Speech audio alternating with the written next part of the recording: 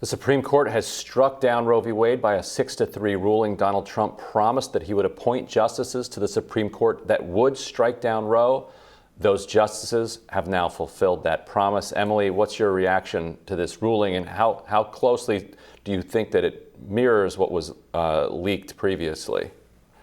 It's odd to have such a momentous and such a landmark decision be so predictable because we had that leak. It's sort of strange that this decision, as we have been able to go through it just a little bit because it just came out moments ago, and we're breaking it down here within moments really of it coming out.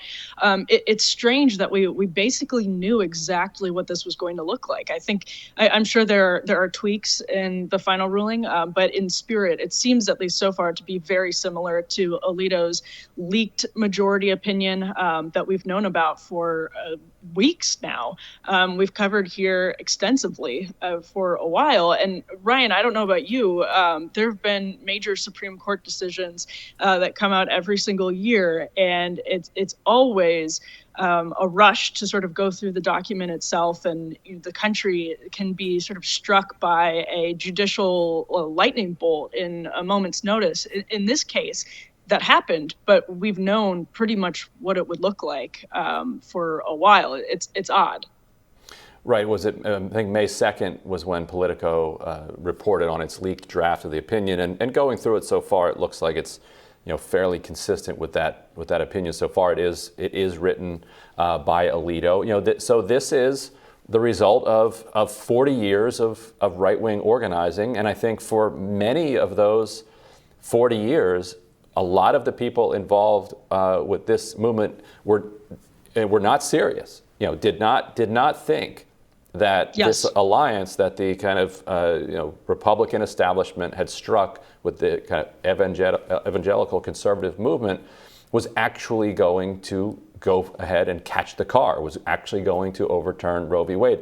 Democrats, in fact, privately, for my entire lifetime up until very recently, were saying Republicans are never going to actually overturn Roe v. Wade. They would never do that. They're not that crazy.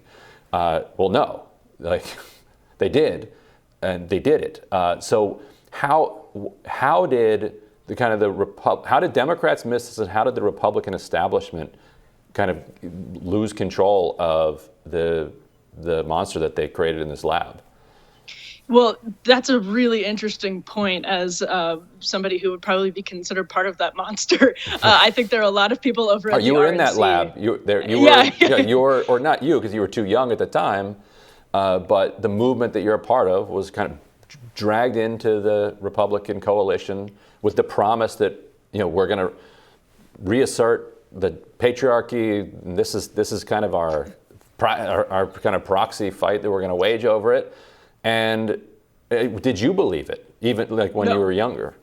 No, absolutely not. It's unthinkable. And this is in the Associated Press's copy of their article announcing that Roe was overturned.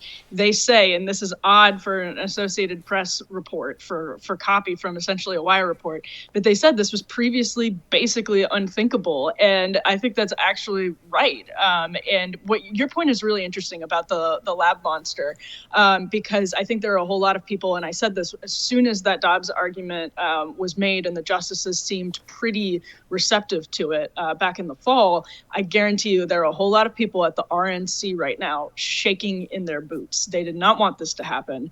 The Republican establishment is not going to be happy about this at all, because we do know that polls find majority of people, even though they aren't super able to define Roe very well and the consequences of it, are not supportive of it being overturned. That said, I think it's also very important to say that thanks to decades of left-wing activism, because of decades of left-wing activism, whether you're thankful for it or not, abortion remains legal and will remain legal in about half of the country. In many, many states, the right will still be there. This decision to overturn Roe is one that, at least legally, a lot of scholars would have believed with, because Roe itself was rooted in this sort of tenuous right to privacy in the 14th Amendment, that it wasn't the argument for abortion being legalized through that right to privacy Ruth Bader Ginsburg, Lawrence Tribe, these people for years have said Roe was always, liberal legal scholars have said Roe was always in danger because the opinion itself was never that sound and was never really rested on sound foundation. Today, we're going to start with the Senate passage last night of gun legislation, something that people thought was basically impossible. Bipartisan gun legislation. It was whittled down fairly significantly, but not so significantly that it doesn't include some provisions that Clarence Thomas and his friends on the Supreme Court might find to be unconstitutional, which we'll talk about in a moment. So let's run through what made it into the bill. So basically, people 21 and under are going to have enhanced background checks. Previously, before this law, well, now since it hasn't become law yet, the background check, the federal government basically has 3 days to conduct a background check. If they don't get it done in that amount of time, they then the owner is allowed to sell the weapon.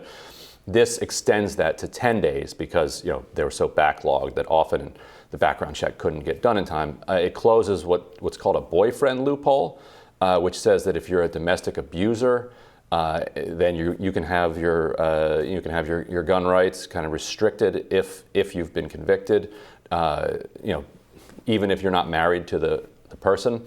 And it provides funding for red flag laws, which are a place where people in the community can say, hey, this person's nuts. They might shoot up a school. Maybe we should make sure that they don't have a giant arsenal of weapons.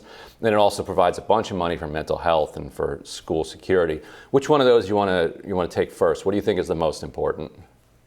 Well, I think the most important is the federal funding for red flag laws. And I think, I did a radar on this a couple of weeks ago. I personally think there's little evidence that red flag laws stop mass shootings. I'm completely in favor of targeted red flag laws, but I think a problem, especially for those of us on the right, is that this is blanket funding for red flag laws. And there are some red flag laws that take away a Second Amendment right without due process. Now, if we want to get rid of the Second Amendment right, if that's the goal, then that's a different question. Of course, I don't agree with that, but you can't infringe on the right itself without due process. And I think that's a big problem with this bill. That said, I think the reason this bill passed, and I sort of think of it as legislative catharsis, I think that's the reason it passed is because it is pretty watered down to the point of being, almost innocuous. It's a lot of funding. I don't know, Ryan, what do you think about that? Well, yeah, the right was up in arms, no pun intended, about this red flag provision, yet they came around in the end. So what did they do do you know what they did to those red flag laws to get the support of, what was it, 15 Republicans or so in the end? They put a bunch of nonsense language in the bill in a very Senate Capitol Hill fashion that said we want to protect people's rights, we want to protect due process, and there should be penalties wherever that is infringed upon, which is just unenforceable. It's language, basically. So that's basically they fixed it with posturing and rhetoric, which again, if you disagree with the Second Amendment, that's a different question. But the due process part of it is genuinely tricky. And that's actually, I know we're going to talk about this later in the segment. That's exactly what happened in the Supreme Court decision that Justice Thomas wrote this week about New York's red flag laws. And I'll just quickly add, a red flag law existed in Buffalo and was not effectively used. There were, as we've talked about on the show, many red flags in Uvalde. It feels good. There's what one of my colleagues calls the Do Something Caucus in Congress, and that's where you see this legislative catharsis come in. It feels good to do something, but I'm not confident that this is going to prevent tragedies. I think just by itself, enhanced background checks for 21 and under, and extending the background check to 10 days could that alone could save some amount of lives. But I think you're right that it doesn't really go. It's not going to upend the situation. There is one thing I wanted to flag that I hope that progressives in the House and also conservatives in the House take a look at when it goes through. So basically, there are two new elements of the law are being added to what's called the Title 18 of the U.S. Code, which is around straw purchasing, and basically adding these new crimes to what could be classified as racketeering, And when you get into racketeering, you can get into capital punishment. So, I think people have to be very nervous in moments where everybody wants to, quote unquote, do something, that they don't accidentally do something that is going to have people, wind up on death row for something that nobody really thinks anybody should be on death row for.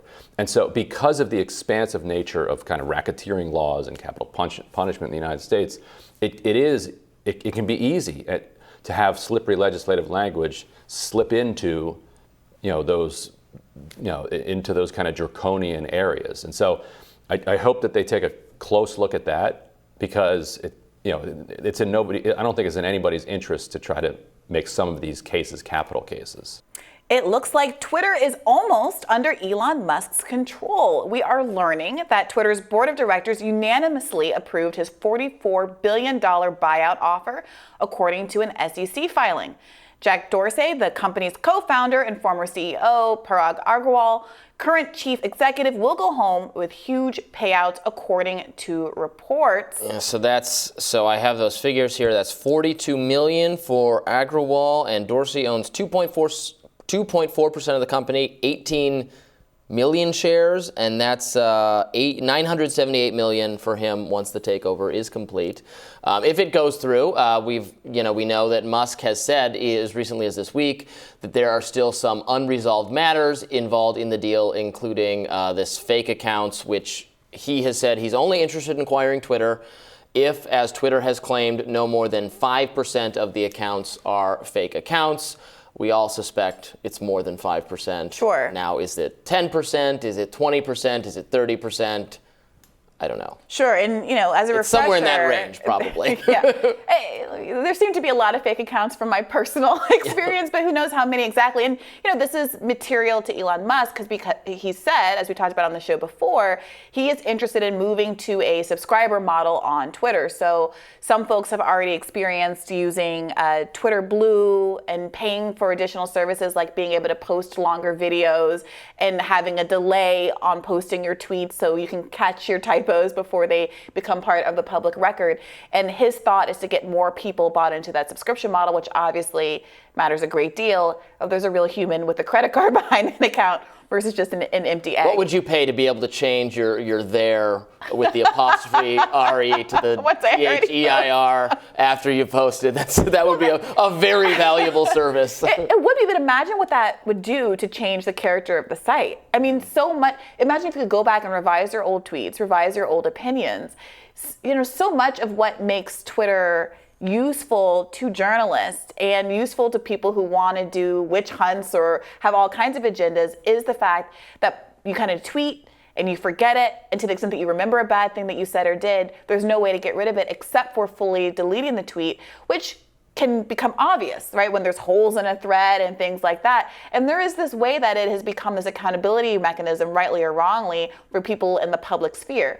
Wrongly, some would argue, for people who are not in the public sphere, who have all these tweets when they were in high school or whatnot. It's funny to compare it to Facebook on both those fronts because, so on Facebook, you can edit your post. It just says edited after. Mm-hmm. But also, it's so much more difficult to search Facebook. Like it's impossible, in fact. Yeah. Sometimes I'll be like, I recall a Facebook post I want to look up. It is dang hard to find old Facebook posts of your own, even with full access to your own account, let alone search for someone else's old Facebook post. I've wanted to bring back up a ranking I did of all the Black Mirror episodes on Facebook. We were talking about that the other day. Very hard to find. You can't find it now. Facebook will periodically, every day, will remind you. Well, here's what happened to you like 6 years ago and 3 years ago and something. But then, so unless you happen to be on the exact anniversary of the Facebook post, you don't want to see lots of times. No, I find some of my Facebook comments from like the late aughts were pretty entertaining. It's a different era. Yeah, I mean, you're a married man, but there's a world where it's telling you, oh, this time 3 years ago you were doing this with a partner that you'd rather not think about anymore. So Facebook sometimes is a little bit of a troll. But I'm curious what you think about what you hope what becomes of Twitter under Elon Musk's reign? What is the number one thing you're hoping to see? Oh, that's a good question. See, I don't have as many complaints about Twitter as I do about other. I think the moderation on Facebook has become much worse, particularly with the fact checking. Like we were talking about earlier today, their decision with in my radar with the Greitens ad, I think that was perfectly fine.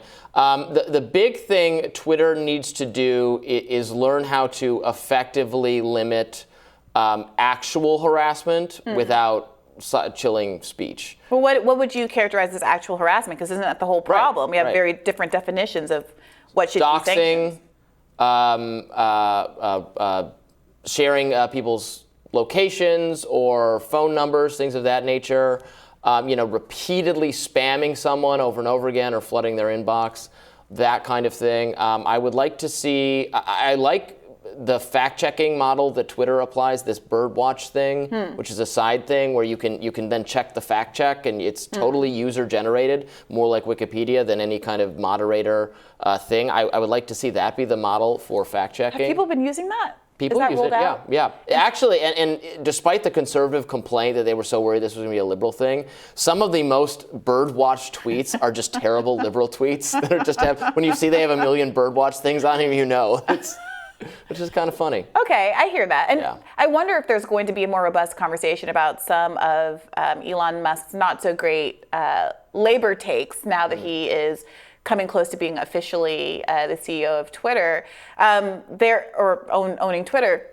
There has been some resurgence of a discussion about his labor rights around Juneteenth, because there was a tweet that says, "Welcome to Juneteenth, it's a holiday," and then a follow-up tweet that let people know that they would have to take unpaid time off if they wanted to observe the holiday. And that's just, that's a drop in the bucket of the broader concerns that people have been having at the Tesla factories.